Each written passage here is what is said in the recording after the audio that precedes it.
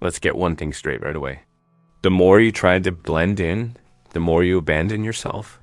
And the more you speak, the hollower you become. These aren't my words.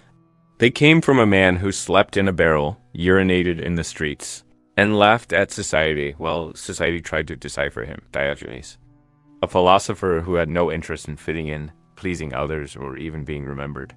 And yet, here we are, still speaking his name. Why?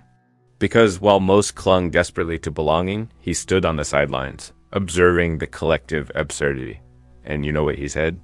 That the more social you become, the dumber you get. Sound extreme? Good. Then you're in the right place. Because you, who laugh without understanding the punchline, you who say hello when you'd rather walk past, you who fake interest because rejection terrifies you, you are trapped in the most seductive curse of our time, endless social connectedness. And what's worse is you don't even notice it. Every word spoken to gain entry. Every silence to avoid tension. Every smile, every laugh, every single story you post is another brick in the unseen cage you've built around your own mind. Want the raw truth? You don't even know who you are when there's no one around to watch. What if I told you all that noise, all those contacts, all those get-togethers aren't making you wiser? They're dragging you toward emotional ignorance. And I don't mean the ignorance of not knowing algebra. I mean the ignorance that erases your essence. The kind that makes you betray yourself with a grin. The kind that makes you a prisoner to surface-level nonsense, the crowd, the what will they think. Have you ever asked yourself why solitude feels weird, awkward, empty? It's because you don't know how to live in your own head without echoes from others. You don't know how to think unless someone else thought it first. You don't know how to choose unless you first glance around. And that's not a mistake, it's the system. Society doesn't want self-possessed beings. It wants usable units. And for a unit to work, it must conform. And to conform, you must shave off your edges. And what are those edges? Your discernment, your core, your reality. But let's push deeper. Why do you think the most brilliant minds in history preferred solitude? Chance? I doubt it. Because genuine thought needs quiet, and quiet clashes with being constantly social. In this video, you won't find tips to get more followers. I won't teach you charm tricks, or how to make small talk or dazzle a crowd. In fact, I'm here to explain why those things might be the purest form of self-denial. Because sometimes being the center of attention is the tax you pay for losing your inner voice. Diogenes didn't hate people. He despised pretense. He understood that too many words leave little space for truth. Too much company leaves little space for judgment. And he didn't say this while sipping coffee in a lecture hall. He lived like a stray and thought like a god. So let me ask you, how many of your relationships are real? And how many are just a shield from solitude? This video will unsettle you. It's not warm. It's not gentle. But if you keep going, maybe you'll finally see sociability for what it really is, a mask. One nearly everyone wears and few ever remove. Prepare yourself, because from now on you'll begin to suspect every chat, every shared chuckle, every robotic interaction. Not because they're fake, but because you don't know how much of yourself you're losing in them. This isn't misanthropy. It's awakening. It's a journey to the darkest corner of the human soul. The dread of aloneness. And how that dread quietly converts you into just another puppet of the system you once claimed to reject. Because the more you blend, the less you think. And if that hits a nerve, it's because deep down you recognize the truth. Welcome. This isn't a video, it's a rupture. And what you choose to do from here won't be dictated by others. It'll be your call. Finally ready to lose a few friends and gain real insight. Good? Then don't go. Because what's next isn't instruction. It's confrontation. A mirror not everyone dares to stare into. Do you want to know what's most terrifying about all of this? That most people have no idea they've been tamed. That's the horror. You don't need chains if the prisoner kneels by choice. You don't need a cage if the brain prefers popularity over liberty. And here comes the next predator. More graceful, more refined, more cunning, social approval. It's the drug nobody admits taking. No one says, I crave acceptance. No, that's too naked. Instead, they post, smile, mimic ideas, wear labels like outfits just to mold themselves into a role they never chose. Validation isn't praise, it's dependency. And that's where idiocy starts to wear a charming disguise. Because to be approved, you must be simple, expected, digestible, and nothing comforts others more than someone who echoes their beliefs. Validation doesn't need brilliance. It demands similarity. And the more you chase it, the more you shrink your own ability to think. Because real thinking, deep thinking, is subversive. It severs you from the crowd. It marks you as peculiar. It turns you into a loner. And what does someone do when they feel out of sync? They cave. They adjust. They forfeit their inner compass just to avoid being cast out. And that's the origin of stupidity. The brain cannot stay sharp when it's fishing for applause. Insight doesn't come from clapping, it's born from friction. But friction is feared. Because it's painful, because it isolates, because it strips away all pretense. Take a good look at the people around you. Watch how they laugh together, how they echo each other, how they champion causes they've never questioned, just because they're fashionable. Is that awareness? It's not. It's obedience disguised as harmony. And now for the toughest pill of all. The more intelligent you are, the more at risk you are of becoming ignorant, if your aim is acceptance. Because real intellect demands resistance. It demands you break away. It demands you say what everyone else avoids. But that doesn't earn praise. It earns rejection. How? With the favorite weapon of the collective, symbolic exile. They don't banish you physically anymore. They erase you through apathy, through subtle avoidance, through that sharp silence when you deviate from the script, and most people crumble. They'd rather be swallowed by the masses than face the desert of truth. Want proof? See what happens when someone in a group says something unpopular. You'll see it instantly. Hesitation. Walking it back. Adding a nervous chuckle. They're not afraid of being incorrect. They're terrified of standing alone. That's it. We don't live fearing mistakes anymore. We fear disconnection. And you know who didn't have that fear? Diogenes. Because he realized that liberty isn't doing what you want. It's standing firm when no one else agrees. So tell me, how much of your thinking is genuinely yours? How many convictions did you adopt just because they were close by? How many times have you kept silent to stay in the good graces of a crowd you don't even respect? Validation is the most elegant chain. And you think you're engaging, but really you're surrendering. You think you're expressing thoughts, but you're just offering up whatever fits the collective palette. Insight isn't measured by what you know, but by what you defend, even when you stand alone. But there's a cost, and it's steep. The cost of being cast out, talked about, mocked. And that's the great trap. Sociability isn't neutral. It's not just how we coexist, it's a mesh woven to dull your sharpness, to make you digestible, yes, but also governable. That's why it's so rare to find someone both profound and popular, because those traits clash. The one who questions and the one who seeks inclusion are always at odds.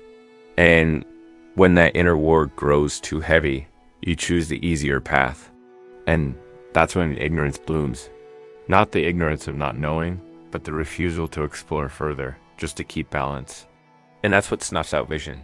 Not mistakes, but polished obedience, the polite laugh, the timely comment.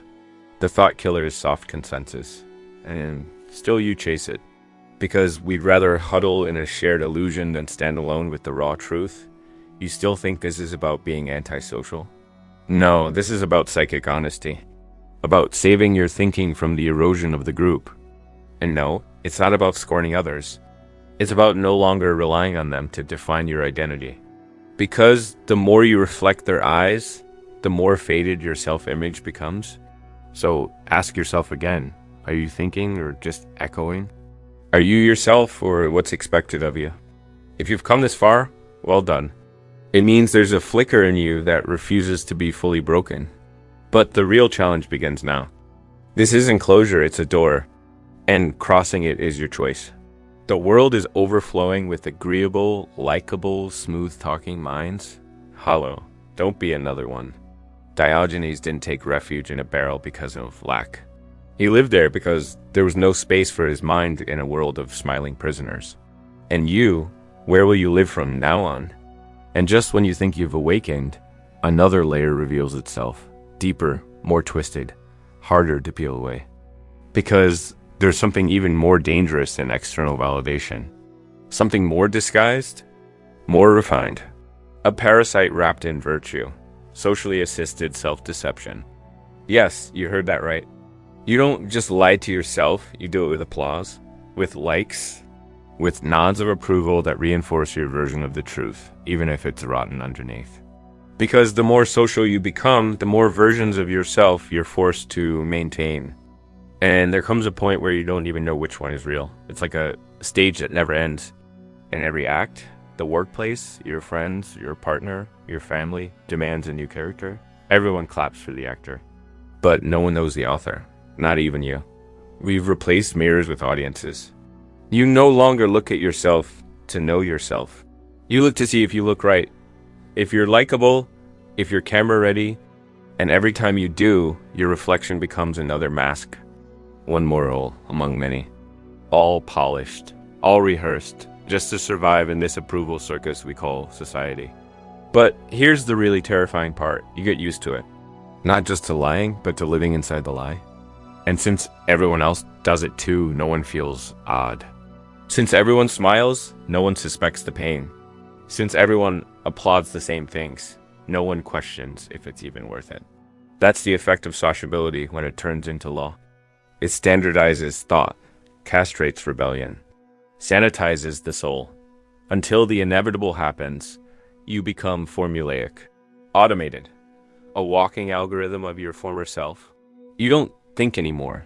You react. You don't decide. You repeat. Free will becomes a myth, as mythical as unicorns or meritocracy. Look closely at your choices, the job, the lifestyle, the slogans you repeat, even how you sit with silence. How much of that is truly you? How much was engineered by a social whisper you didn't even notice? That's where this road leads. The more socially immersed you are, the more echoes you carry. And the more echoes within, the less space for your own voice. And this is the decay of intelligence, not by force, but by flattery. Not through brutality, but through the soft hand of social norm. And the scariest part is you don't feel it, because it's not painful, it's comfortable. And do you know what the truly brilliant minds do when they can't stand that comfort anymore? They flee, they isolate, not out of arrogance, but out of necessity. Mental hygiene. Because understanding the world too deeply becomes poisonous when you can't breathe without catering to it. That's why the wise retreat. That's why the thinkers vanish. Because social mediocrity suffocates depth. Because collective ignorance turns hostile when questioned. Because to be profoundly aware in a shallow environment is a curse. They won't teach you this in school. You won't find it in any How to Win Friends seminar. But there's a price for clarity. The exile of your social self. And yet, that exile is essential.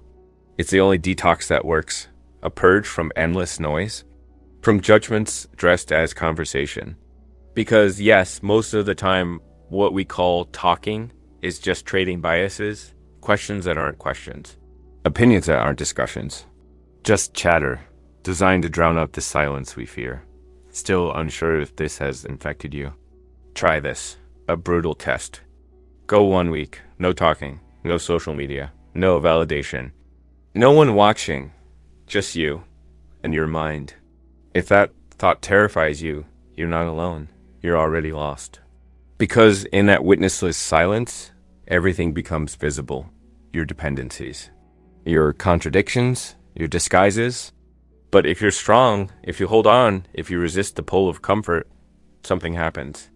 You begin to think, for real, without filters, without a script, without an audience. And in that rare moment, when thought becomes yours again, you lose something. You lose your sociability, but you gain authenticity. And yes, that bothers people. Because authenticity is sharp. It doesn't blend, it doesn't mold. It doesn't smile to be polite. It doesn't explain itself. It simply exists.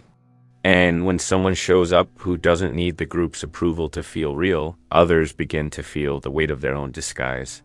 That's the real reason those who think differently are pushed away. Not because they're wrong, but because their presence makes everyone else aware of the lie they're living. So don't be surprised if after this video you start to notice distance. If people start pulling back, if some laugh nervously when you speak with depth, you've disrupted the silent agreement of social mediocrity, fake just enough to keep things smooth. But you can't fake it anymore. You've crossed a line. And as painful as that is, it's the first true step toward clarity. And now that you're here, now that every word has stirred something deep, let me take you even further. To the final threshold, the place few ever reach, because here, comfort dies. Here, you can't blame others. You can't hide behind polite cliches. You can't say, this is just how I am. Here, there's only one thing left: brutal responsibility over your own mind. Because once you've seen the mechanism, you can't unsee it. Once you realize you've shaped your entire identity through borrowed eyes, there's no going back. And the scariest part, you can still turn away. You can close this video, silence the discomfort, go back to your social bubble, your jokes, your roles. You can pretend none of this ever reached you, and no one would know. Except you. You would know. You would carry that awareness.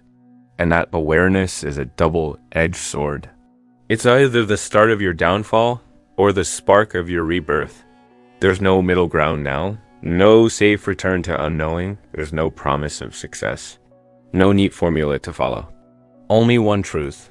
The less you depend on being understood, the freer you become. But don't mistake that freedom for loneliness. It's not about being alone. It's about being whole, not needing external decoration, not needing an audience to feel real. It's about being able to look at the group, smile if you wish, but never kneel again. Next time someone says you should be more sociable, don't respond.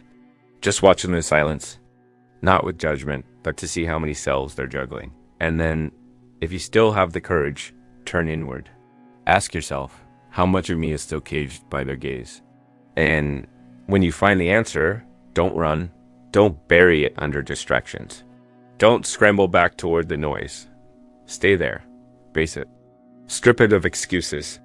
Name it. Because anything you can name, you can change. And that's exactly what no one wants to do.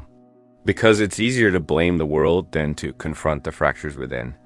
But here's the uncomfortable truth. Everything you criticize out there is just a projection of what you haven't healed in here. So no, this video wasn't meant to offer you answers. It was made to rip away the illusions that have kept you from asking the real questions. And if I've done that, if something inside you trembled, cracked, or woke up, then I'm going to ask just one thing from you. Leave me a sentence in the comments. Not just any sentence. Write this: I prefer my uncomfortable truth over your empty acceptance. Do it, not for me. Do it for you. As a signal, a reminder that you saw something most aren't ready to see. And if you haven't yet, subscribe. Not to be part of a trend, but to keep asking the questions that matter. This channel isn't made for crowds. It's for minds that refuse to be domesticated. And now, really, this is where I leave you. Close this video. Turn everything off. Don't click on the next thing. Don't fill the silence. Walk. No music. No company. Just you. And your mind.